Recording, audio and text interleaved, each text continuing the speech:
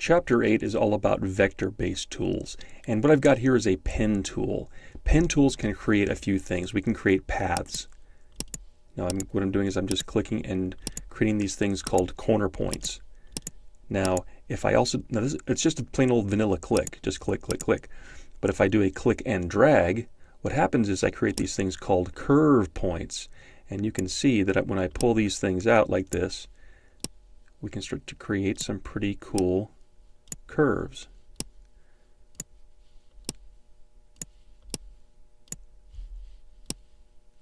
And they can get kind of weird. Now these are called paths, and generally speaking, when you do a path, it's a good idea to typically try to close up the shape. So I'll go back over here to the origin point and close this up.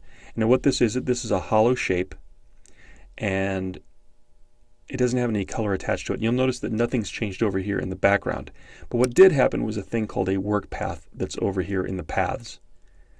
And you can do other things like this, like you can turn these things into marching ants, for instance. You could, let me go hit the undo button. You could turn this into a solid color of pixels, which is doable. We could do a stroke, which just lines the edge of our shape. Undo. So you can do some pretty neat things with this stuff. But what it's designated as a path. With a pen tool, we just created a path. Now what we can also do is we can create a shape. And the shape, it works the same way. It's just that here, in this case I'm creating curves, is that there's a fill color that goes along with this. So let's say that I kind of bring this back over, and I'll close this up like this. It's closed, but now it has a color attached to it. And the way this works is shapes actually live in layers in the layers panel. When they're hollow, they're strictly paths.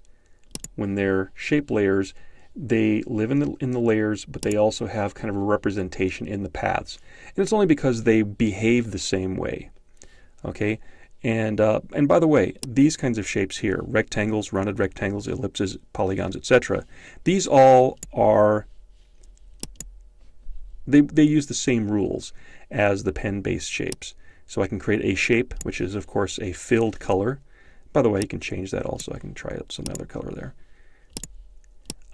We can create a path, which we know is empty, or we could do pixels with the shape tool.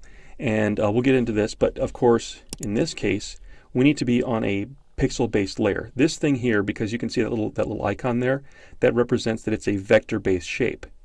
Well, you can't draw pixel-based things on a shape layer. You actually have to choose a pixel-based layer like this. Okay, so now I've got the shape tool like this, and I can draw a shape, and it's actually pixels that went in there.